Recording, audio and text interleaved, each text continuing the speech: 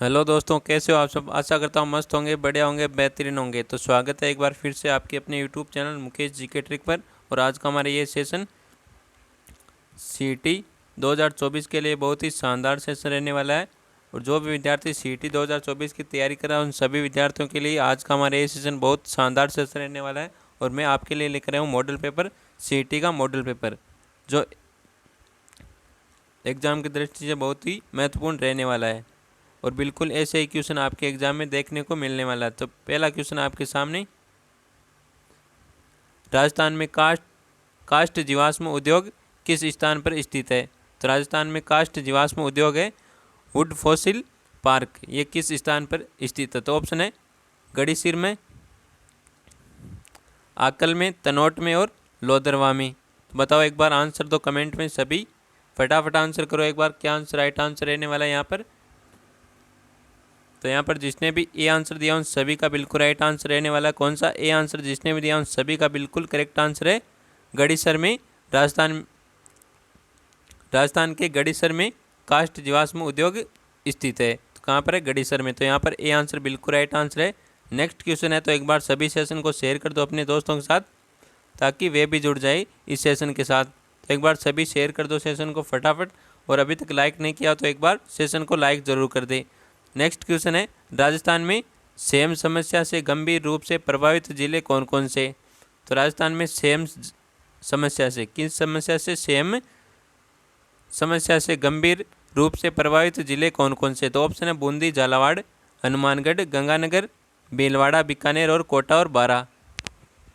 तो राजस्थान में सेम समस्या से गंभीर रूप से प्रभावित जिले कौन कौन से, बताओ एक बार सभी कमेंट करो आंसर, सभी का बिल्कुल करेक्ट आंसर आना चाहिए। तो यहाँ पर जिसने भी हनुमानगढ़ और गंगानगर आंसर किया उन सभी का बिल्कुल राइट आंसर है बी आंसर, यहाँ पर बिल्कुल राइट आंसर रहने वाला। कौन सा, बी आंसर हमारा बिल्कुल राइट आंसर है। जिसने भी बी आंसर दिया उन सभी का बिल्कुल राइट आंसर है हनुमानगढ़ और गंगानगर में सैमसंग, ये दो जिले ऐसे हैं जो सेम समस्या से गंभीर है। नेक्स्ट क्वेश्चन है, राजस्थान में मसालों के समग्र उत्पादन में कौन कौन से जिले अग्रणी है, यानी आगे है। तो राजस्थान में मसालों के समग्र उत्पादन में कौन कौन से जिले अग्रणी है। तो ऑप्शन है कोटा, झालावाड़, बाड़मेर, नागौर, उदयपुर, सवाई माधोपुर और बारां बूंदी। तो इसका आंसर क्या आंसर राइट आंसर रहने वाला है। तो एक बार सभी आंसर कर दो। और जो भी विद्यार्थी यूट्यूब चैनल पर नहीं है तो एक बार यूट्यूब चैनल को सब्सक्राइब जरूर कर ले। तो यहाँ पर कौन सा आंसर है, यहाँ पर ए आंसर बिल्कुल राइट आंसर है। जिसका भी ए आंसर आया उन सभी का बिल्कुल राइट आंसर है। और सभी ने बिल्कुल राइट आंसर दिया, ए आंसर सभी का बिल्कुल राइट आंसर है कोटा और झालावाड़। नेक्स्ट क्वेश्चन है, राजस्थान का लगभग 30% सरसों उत्पादन क्षेत्र केंद्रित है। तो राजस्थान का लगभग 30%, कितना, 30% सरसों उत्पादन क्षेत्र केंद्रित है। तो किस क्षेत्र में ये आपको बताना है। तो गंगानगर क्षेत्र में, कोटा क्षेत्र में, भरतपुर क्षेत्र में या फिर जयपुर क्षेत्र में। तो इसका आंसर क्या आंसर राइट आंसर रहने वाला है। तो राजस्थान का लगभग 30% सरसों उत्पादन क्षेत्र है ये भरतपुर क्षेत्र में केंद्रित है। किस क्षेत्र में, भरतपुर क्षेत्र में केंद्रित है। सी आंसर इसका बिल्कुल राइट आंसर रहने वाला है। अब बिल्कुल ऐसा एक पेपर आपको एग्जाम में देखने को मिलने वाला है। सेम क्वेश्चनों का पैटर्न रहने वाला है, सेम लेवल रहने वाला है क्वेश्चनों का। तो अगला क्वेश्चन है, वर्ष 2012 की पशु जनगणना अंतिम के अनुसार राजस्थान में सबसे अधिक पशु संख्या है। तो वर्ष 2012 की पशु गणना के अनुसार राजस्थान में सबसे अधिक पशु संख्या किसकी है। तो सबसे पशुओं में सबसे ज़्यादा संख्या वो किस पशु की, ये आपको बताना है। गोवंश की, भैंस की, भेड़ों की या फिर बकरियों की। तो यहाँ पर सभी ने बिल्कुल राइट आंसर दिया, बहुत बढ़िया दोस्तों। यहाँ पर सभी का आंसर आ रहा है डी आंसर, बकरियों की संख्या वो सबसे ज़्यादा है। किसकी है, बकरियों की संख्या वो सबसे ज़्यादा है पशुओं में। तो यहाँ पर डी आंसर सभी का बिल्कुल राइट आंसर है, बहुत बढ़िया दोस्तों। यहाँ पर सभी का बिल्कुल राइट आंसर है। नेक्स्ट क्वेश्चन, राजस्थान में मेजा बांध का निर्माण किया गया। तो राजस्थान में मेजा बांध का निर्माण किस नदी पर किया गया, ये आपको बताना है। ऑप्शन है कोठारी नदी पर, मानसी नदी पर, खारी नदी पर, पार्वती नदी पर। तो राजस्थान में मेजा बांध का निर्माण किस नदी पर किया गया, ये आप बताओ कमेंट में।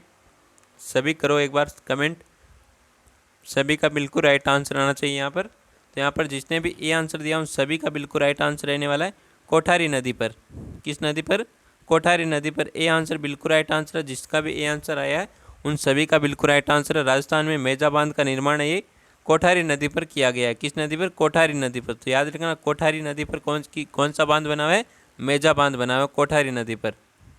नेक्स्ट क्वेश्चन है, राजस्थान में सर्वाधिक क्षेत्र में सिंचाई किस स्रोत से होती है? तो राजस्थान में सर्वाधिक क्षेत्र में सिंचाई किस स्रोत से होती है? तो वेरी इंपॉर्टेंट क्वेश्चन है, यहाँ पर स्टार लगा लो चाहे तो। ऑप्शन है नहरों में, नलकूपों में, तालाबों में, कुओं में। तो राजस्थान में पूछा आपसे, राजस्थान में सर्वाधिक क्षेत्र में सिंचाई किस स्रोत से होती है, यानी किससे सर्वाधिक सिंचाई होती है राजस्थान में? तो राजस्थान में नलकूपों से होती है। किससे होती है? नलकूपों से। बी आंसर बिल्कुल यहाँ पर राइट आंसर अपना बी आंसर। नेक्स्ट क्वेश्चन है,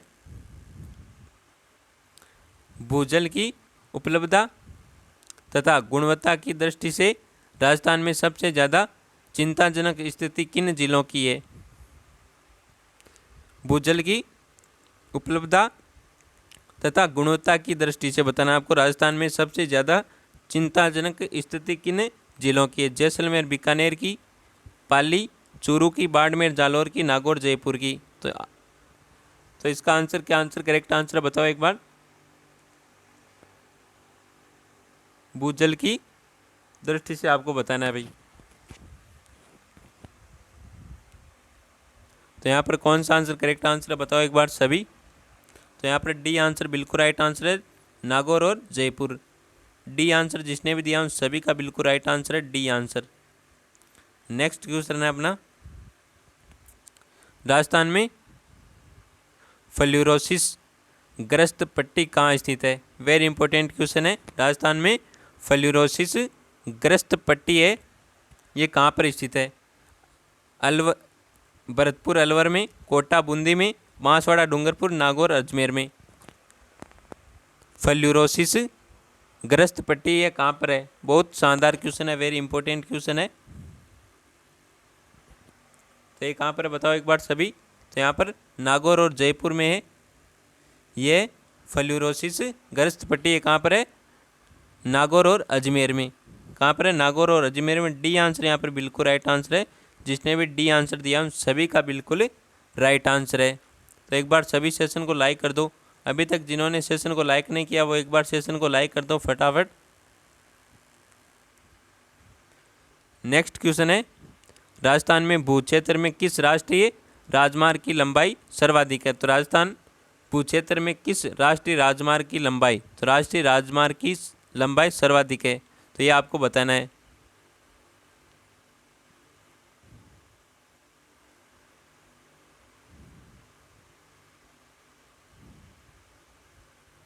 तो बताओ यहाँ पर कौन सा आंसर राइट आंसर है कि राजस्थान भू क्षेत्र में किस राष्ट्रीय राजमार्ग की लंबाई ये सर्वाधिक है? तो ऑप्शन है राष्ट्रीय राजमार्ग 15, राष्ट्रीय राजमार्ग 8, राष्ट्रीय राजमार्ग 12, राष्ट्रीय राजमार्ग 11। तो आपको बतानी है सर्वाधिक लंबाई किस राजमार्ग की है। तो सर्वाधिक लंबाई आपके राष्ट्रीय राजमार्ग 15 की। किसकी है? राजमार्ग 15 की। तो यहाँ पर 15 है ना, तो यहाँ पर ए आंसर हो जाएगा बिल्कुल राइट आंसर। कौन सा? A answer. तो राजस्थान भू क्षेत्र में राष्ट्रीय राजमार्ग 15 की सबसे सर्वाधिक लंबाई है राष्ट्रीय राजमार्ग 15 की।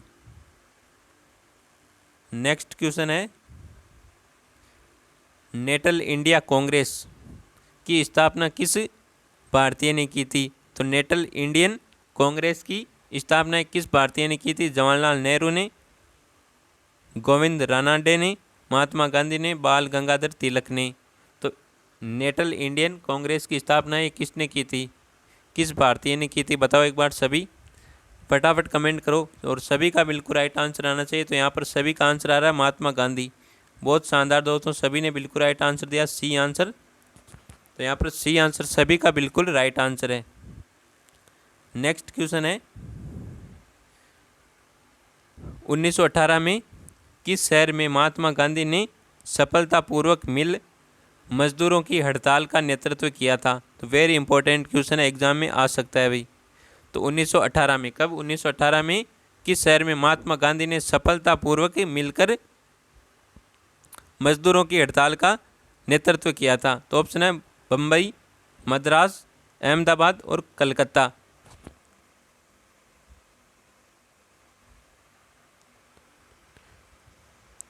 तो बताओ इसका आंसर क्या आंसर राइट आंसर रहने वाला? सभी का बिल्कुल राइट आंसर आना चाहिए, तुक्का किसी को भी नहीं मारना है ना। तो यहाँ पर कौन सा आंसर राइट है बताओ एक बार सभी। तो अहमदाबाद में, कहाँ पर?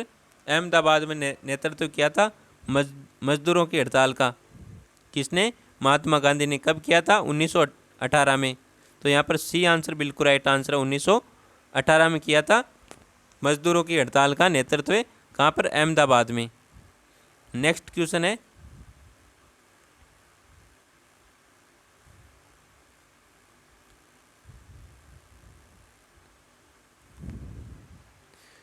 स्वराज पार्टी की स्थापना किसके द्वारा की गई? तो स्वराज पार्टी की स्थापना किसके द्वारा की गई?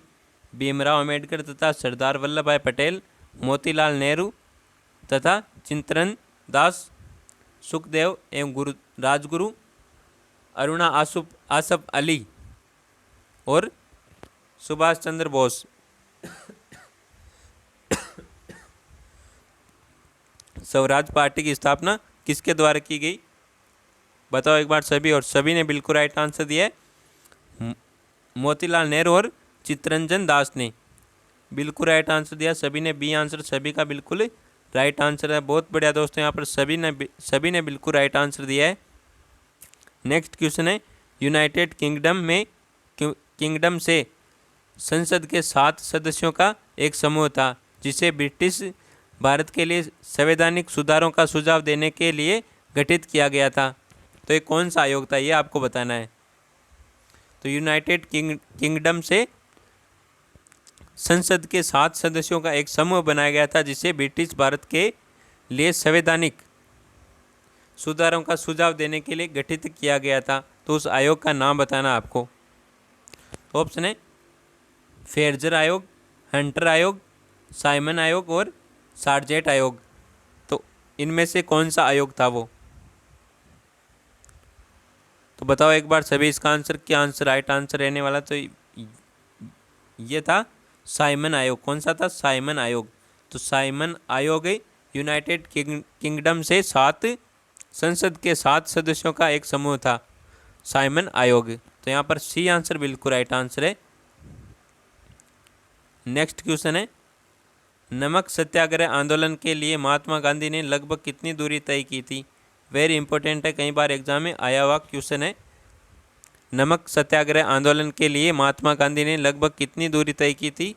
ऑप्शन है 350 मील, 400 मील, 241 मील और 123 मील। तो बताओ यहाँ पर नमक सत्याग्रह आंदोलन के लिए महात्मा गांधी ने लगभग कितनी दूरी तय की थी? वेरी इंपॉर्टेंट क्वेश्चन है, बहुत शानदार क्वेश्चन है। तो यहाँ पर कौन सा आंसर करेक्ट आंसर है बताओ एक बार सभी। तो 241 मील दूरी तय की कितनी? 241 मील। तो यहाँ पर सी आंसर बिल्कुल राइट आंसर है। नमक सत्याग्रह आंदोलन के लिए महात्मा गांधी ने कितनी दूरी तय की थी? 241 मील दूरी तय की थी। तो यहाँ पर 241 आपको याद रख लेना है। महात्मा गांधी ने नमक सत्याग्रह के दौरान यह दूरी तय की थी। नेक्स्ट क्वेश्चन है, पूना पैक्ट के संबंध में सही विकल्प चुने। तो पूना पैक्ट के संबंध में आपको सही विकल्प चुनना है।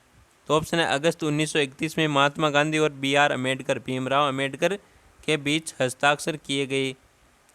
अगस्त 1931 में महात्मा गांधी और लॉर्ड इरविन के बीच हस्ताक्षर किया गया।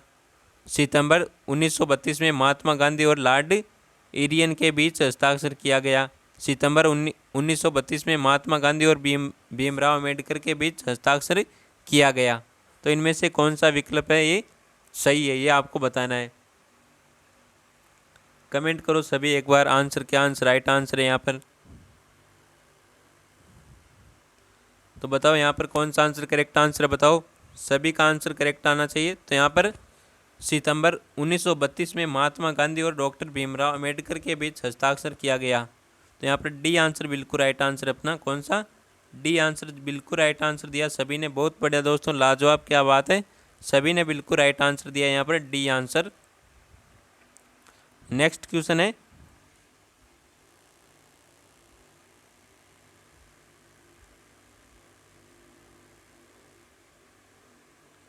1942 में जब क्रिप्स मिशन भारत आया उस समय इंग्लैंड के प्रधानमंत्री कौन थे।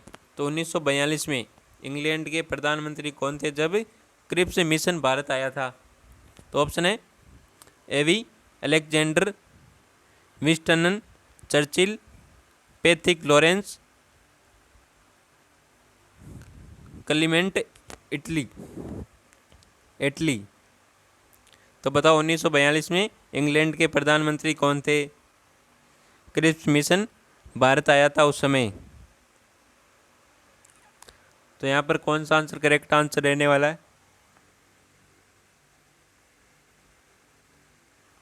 तो यहाँ पर विंस्टन चर्चिल थे प्रधानमंत्री 1942 में इंग्लैंड के। कौन थे, विंस्टन चर्चिल। तो यहाँ पर बी आंसर बिल्कुल राइट आंसर, जिसने भी बी आंसर दिया उन सभी का बिल्कुल राइट आंसर है। जब क्रिप्स मिशन है भारत आया था उस समय इंग्लैंड के प्रधानमंत्री कौन थे 1942 में, विंस्टन चर्चिल। तो यहाँ पर बी आंसर बिल्कुल राइट आंसर है। अगला क्वेश्चन है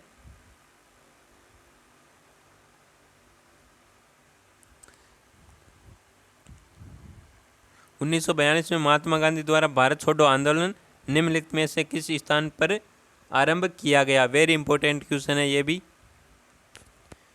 तो 1942 में महात्मा गांधी द्वारा भारत छोड़ो आंदोलन निम्नलिखित में से किस स्थान से आरंभ किया गया था। तो आपको बताना उस स्थान का नाम बताना जहाँ से भारत छोड़ो आंदोलन की शुरुआत हुई थी। तो ऑप्शन है अगस्त क्रांति मैदान, शिवाजी पार्क, जलियांवाला बाग और प्रगति मैदान।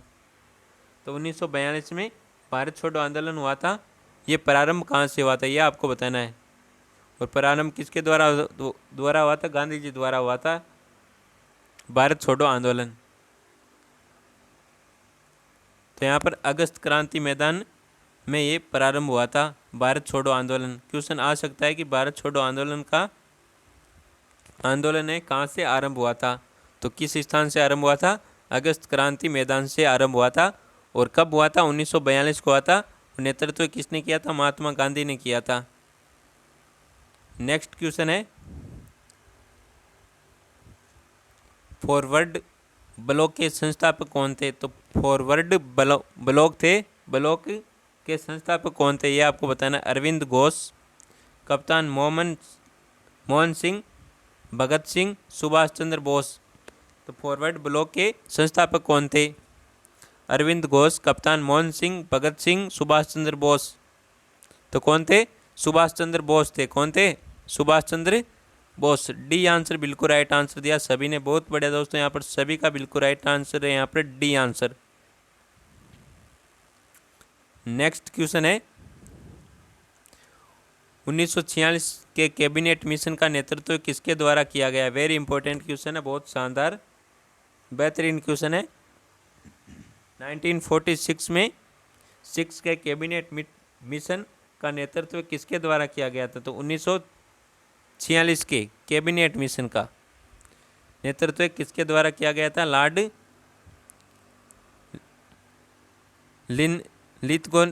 लिथगो द्वारा, लॉर्ड माउंटबेटन के द्वारा, सर पैथिक लॉरेंस के द्वारा, सर माउंटफोर्ड के द्वारा। तो 1946 के कैबिनेट मिशन का नेतृत्व किसने किया था ये बताओ आप। कमेंट में बताओ सभी, फटाफट कमेंट में आंसर दो, किसका आंसर पहले आता है। तो यहाँ पर सर पैथिक लॉरेंस थे। कौन थे, सर पैथिक लॉरेंस ने किया था नेतृत्व किसका, 1946 के कैबिनेट मिशन का नेतृत्व किया था आपके सर पैथिक लॉरेंस ने। तो यहाँ पर सी आंसर बिल्कुल राइट आंसर है, जिसने भी सी आंसर दिया है उन सभी का बिल्कुल राइट आंसर है। नेक्स्ट क्वेश्चन है भारत पृथ्वी के किस गोलार्ध में स्थित है। तो भारत है ये पृथ्वी के किस गोलार्ध में स्थित है? दक्षिणी गोलार्ध में, उत्तरी गोलार्ध में, उत्तरी और दक्षिणी गोलार्ध में, दोनों में, पश्चिमी गोलार्ध में। तो ये तो बहुत ही शानदार क्वेश्चन है और सभी को पता होना चाहिए। तो इस क्वेश्चन का आंसर आपको देना कमेंट में। सभी को किस में देना है? सभी को देना है कमेंट में, और सभी का बिल्कुल राइट आंसर आना चाहिए। तो आंसर देना कमेंट में। 61 क्वेश्चन नंबर है, इसका आंसर आपको देना कमेंट में। क्वेश्चन संख्या लगाकर देना आपको आंसर कमेंट में। अगला क्वेश्चन, लद्दाख के बीच स्थित है। तो लद्दाख के बीच क्या स्थित है, ये आप बताओ। कमेंट करो सभी। लद्दाख के बीच में क्या स्थित है? ऑप्शन है शिवालिक और जास्कर पर्वत, कोराकोरम श्रृंखला और जास्कर पर्वत। और ऑप्शन क्या है? ऑप्शन बता देता हूँ मैं एक बार। ये रही ऑप्शन, मध्य हिमालय और शिवालिक, वृद्ध हिमालय और शिवालिक। तो इनमें से कौन सा आंसर राइट आंसर है, बताओ एक बार सभी। वापस दिखाऊं क्या वो? ये रहा वापस। लद्दाख के बीच स्थित है, ये आपको बताना है। फटाफट कमेंट करो भाई। तो यहाँ पर आंसर आ रही है, सी आंसर भी आ रहा है और बी भी आंसर आ रहा है, ए भी आंसर आ रहा है। तो लद्दाख के बीच कोराकोरम श्रृंखला और जास्कर पर्वत है। क्या है? कोराकोरम श्रृंखला और जास्कर पर्वत है। तो यहाँ पर बी आंसर बिल्कुल राइट आंसर है। जिसने भी बी आंसर दिया उन सभी का बिल्कुल राइट आंसर है। लद्दाख कोराकोरम श्रृंखला और जास्कर पर्वत के बीच स्थित है, यह आपको बताना था। नेक्स्ट क्वेश्चन है, बिल्कुल ऐसा इसी प्रकार से आपका पेपर छपने वाला है। नेक्स्ट क्वेश्चन है, चंदा देवी चोटी भारत के किस राज्य में स्थित है? तो नंदा देवी चोटी भारत के किस राज्य में स्थित है? सिक्किम में, हिमाचल प्रदेश में, जम्मू कश्मीर में और उत्तराखंड में। तो नंदा देवी की चोटी भारत के किस राज्य में स्थित है? तो इसका आंसर क्या आंसर राइट आंसर रहने वाला है, बताओ एक बार सभी। तो ये कहाँ पर है? उत्तराखंड में। कहाँ पर है? उत्तराखंड में नंदा देवी की चोटी। डी आंसर बिल्कुल राइट आंसर है। जिसने भी डी आंसर दिया उन सभी का बिल्कुल राइट आंसर रहने वाला है। अगला क्वेश्चन है, अष्टमुडी आर्द्रभूमि में स्थित है। तो अष्टभूमि आर्द्रभूमि झील में स्थित है तमिलनाडु में, कर्नाटक में, केरल में और असम में। तो बताओ एक बार सभी, अष्टमुडी आर्द्रभूमि कहाँ स्थित है? तो ये कहाँ पर है? केरल में स्थित है। अष्टमुडी आर्द्रभूमि है, केरल में स्थित है। कहाँ पर है? केरल में। सी आंसर बिल्कुल राइट आंसर रहने वाला है। यहाँ पर जिसने भी सी आंसर दिया है उन सभी का बिल्कुल राइट आंसर है। नेक्स्ट क्वेश्चन है, भारत में पीली क्रांति किससे जुड़ी हुई है? तो भारत में पीली क्रांति किससे जुड़ी हुई है? सब्जियों से, तिलहन से, मछली से और फल से। तो सफ़ेद क्रांति है दूध से, हरित क्रांति है कृषि से, है ना। उसी प्रकार पीली क्रांति है किससे जुड़ी हुई है, ये आपको बताना है। आंसर दो फटाफट, क्या आंसर राइट आंसर है यहाँ पर? तो पीली क्रांति किससे संबंधित है भाई, बताओ एक बार सभी। भारत में पीली क्रांति किससे जुड़ी हुई है? सब्जियों से, तिलहन से, फल से या फिर मछली से। मछली कौन बता रहा है भाई? यहाँ मछली आंसर कौन दे रहा है? तो यहाँ पर बी आंसर जिसने भी दिया उन सभी का बिल्कुल राइट आंसर है। कौन सा? बी आंसर जिसने भी दिया उन सभी का बिल्कुल राइट आंसर है। तिलहन से जुड़ी हुई है पीली क्रांति। कौन सी पीली क्रांति? तो तिलहन का तेल निकलता है। तो तेल पीला होता है, कुछ पीला होता है तेल। क्या होता है? तेल। उस प्रकार से आप याद रख सकते हो कि तिल का तेल निकाला जाता है। तिलहन कोई सा भी हो, तिलहन उसका तेल निकाला जाता है, वो तो पीला दिखाई देता है। तो पीली क्रांति है तिलहन से संबंधित है। पीली क्रांति किससे जुड़ी हुई है? तिलहन से जुड़ी हुई है। नेक्स्ट क्वेश्चन है, झारखंड राज्य का जादूगुड़ा नामक स्थान के खनन के लिए जाना जाता है। तो कौन सी खनन के लिए जाना जाता है झारखंड राज्य का जादूगुड़ा नामक स्थान है, ये किसके लिए जाना जाता है, किस खनन के लिए जाना जाता है? हीरा के लिए, बॉक्साइट के लिए, मोनाजाइट के लिए, फिर यूरेनियम के लिए? तो झारखंड का ये एक स्थान का नाम है जादूगुड़ा। ये किस खनन के लिए जाना जाता है? वेरी इंपॉर्टेंट क्वेश्चन है यहाँ पर। तो ये किसके लिए जाना जाता है? यूरेनियम के लिए जाना जाता है जादूगुड़ा, जो उत्तराखंड राज्य का एक स्थान है। और ये किस खनन के लिए जाना जाता है? यूरेनियम खनन के लिए जाना जाता है। तो डी आंसर बिल्कुल राइट आंसर है। जिसने भी डी आंसर दिया है उन सभी का बिल्कुल राइट आंसर रहने वाला है। अगला क्वेश्चन है, निम्न में से कौन सा शहर गंगा नदी के मार्ग पर स्थित नहीं है? तो इनमें से कौन सा शहर है जो गंगा नदी के मार्ग पर स्थित नहीं है? तो ऑप्शन है पटना, प्रयागराज, लखनऊ और कानपुर। तो गंगा नदी के मार्ग पर कौन सा शहर है वो स्थित नहीं है, ये आपको बताना है भाई। तो लखनऊ शहर है, ये गंगा नदी के मार्ग पर स्थित नहीं है। कौन सा? लखनऊ। पटना भी है, प्रयागराज भी और कानपुर भी है, ये गंगा नदी के मार्ग पर स्थित है। केवल और केवल लखनऊ है, ये गंगा नदी के मार्ग पर स्थित नहीं है। तो यहाँ पर सी आंसर बिल्कुल राइट आंसर रहने वाला, सी आंसर। तो एक बार सभी सेशन को शेयर कर दो भाई, जम के तरीके से जमकर शेयर कर दो सेशन को अपने दोस्तों के साथ। और यूट्यूब चैनल पर नहीं है जो भी, वो एक बार सभी चैनल को सब्सक्राइब कर लो। अभी तक सब्सक्राइब नहीं किया तो एक बार सभी चैनल को सब्सक्राइब कर लो और बेल आइकन को ज़रूर प्रेस करना, ताकि मैं जब भी लाइव आऊँ तो आपको पता चल जाए, आपके पास नोटिफिकेशन आ जाए ना। इसलिए यूट्यूब चैनल को सब्सक्राइब करके बेल आइकन अवश्य प्रेस कर लेना। तो नेक्स्ट क्वेश्चन आपके सामने,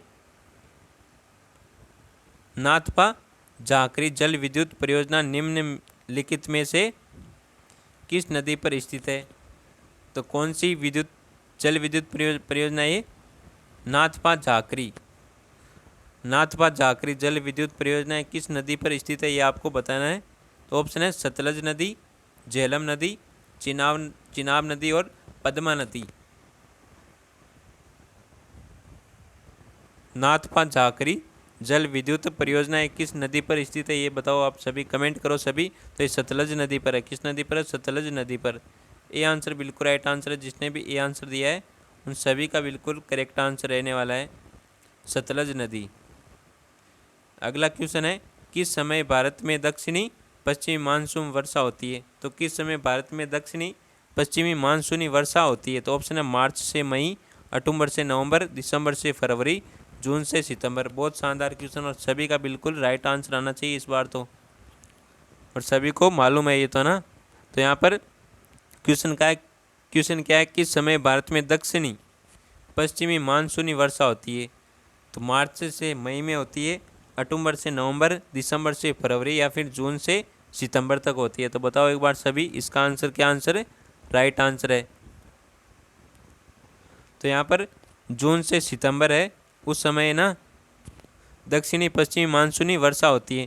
जून से सितंबर, तो जून से जुलाई, अगस्त और सितंबर। तो जून हो जाएगा, जुलाई, अगस्त, सितंबर, ये 4 महीने, ये इन 4 महीनों में दक्षिणी पश्चिमी मानसूनी वर्षा होती है, जून से सितंबर तक। अगला क्वेश्चन है, गंगा नदी और सिंधु नदी तंत्र के बीच कौन सा क्षेत्र है जो जल क्षेत्र को पृथक करता है? तो गंगा नदी और सिंधु नदी तंत्र के बीच कौन सा क्षेत्र है जो जल क्षेत्र को पृथक करता है? हरिद्वार,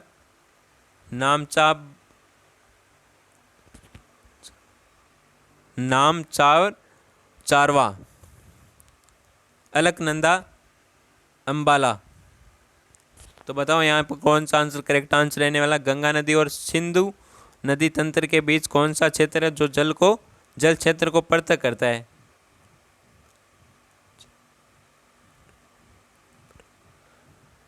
हरिद्वार, नामचाबरवा, अलकनंदा और अंबाला।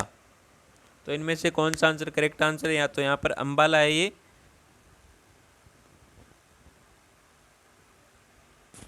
अंबाला अंबाला क्षेत्र है ये, गंगा नदी और सिंधु नदी तंत्र के बीच ये क्षेत्र है अंबाला नाम। उस क्षेत्र का क्या नाम है? अंबाला। ये जल क्षेत्र को पृथक करता है। तो यहाँ पर डी आंसर बिल्कुल राइट आंसर है। जिसने भी डी आंसर दिया है उन सभी का बिल्कुल राइट आंसर रहने वाला है। तो अगला क्वेश्चन अपना बहुत शानदार क्वेश्चन है। निम्नलिखित में से कौन सा स्वतंत्र भारत के प्रथम कानून मंत्री थे? तो स्वतंत्र भारत के प्रथम कानून मंत्री कौन थे? पट्टाभी, सीता रमैया, डॉक्टर भीमराव अम्बेडकर, मौलाना आज़ाद यानी अब्दुल कलाम आज़ाद, लियाकत अली खान। तो स्वतंत्र भारत के प्रथम कानून मंत्री कौन थे? तो स्वतंत्र भारत के प्रथम कानून मंत्री सभी को पता है भाई, डॉक्टर भीमराव अम्बेडकर थे। कौन थे? BR अम्बेडकर। तो यहाँ पर बी आंसर सभी ने बिल्कुल राइट आंसर दिया। बहुत बढ़िया दोस्तों, यहाँ पर सभी का बिल्कुल राइट आंसर आपका बी आंसर, सभी ने बिल्कुल राइट आंसर दिया है। अगला क्वेश्चन है, अगला इस संविधान से क्वेश्चन है भाई, भारतीय संविधान का कौन सा अनुच्छेद सभी नागरिकों के लिए समान न्याय और मुफ्त कानून सहायता को प्रोत्साहित करता है? तो भारतीय संविधान का कौन सा अनुच्छेद है जो सभी नागरिकों के लिए समान न्याय और मुफ्त कानूनी सहायता को प्रोत्साहित करता है? तो ऑप्शन है 39 आर्टिकल, 32 आर्टिकल, 43 आर्टिकल और 48वां आर्टिकल अनुच्छेद। तो बताओ यहाँ पर कौन सा आंसर करेक्ट आंसर है? तो 39वां अनुच्छेद है, यानी 39वां आर्टिकल है। इसमें सभी नागरिकों के लिए समान न्याय और मुक्त कानूनी सहायता का प्रोत्साहित करता है, अनुच्छेद 39वां। तो यहाँ पर ए आंसर बिल्कुल राइट आंसर है। जिसने भी ए आंसर दिया है उन सभी का बिल्कुल राइट आंसर है। क्या है? राइट आंसर है। नेक्स्ट क्वेश्चन है, निम्नलिखित में से कौन सा शब्द भारत के संविधान की प्रस्तावना में उल्लेखित नहीं है? तो इनमें से कौन सा शब्द है जो भारत के संविधान की प्रस्तावना में, किसमें? संविधान की प्रस्तावना में उल्लेखित नहीं है। तो ऑप्शन है बंधुत्व, समतावाद, प्रभुता और समानता। तो इनमें से कौन सा आंसर राइट आंसर है? और यहाँ पर सभी का आंसर आ रहा है बी आंसर। बहुत बढ़िया दोस्तों। तो समतावाद है ये, भारत के संविधान की प्रस्तावना में उल्लेखित नहीं है समतावाद। तो यहाँ पर बी आंसर सभी का बिल्कुल राइट आंसर है। कौन सा? बी आंसर सभी का बिल्कुल राइट आंसर है यहाँ पर, समतावाद। नेक्स्ट क्वेश्चन है,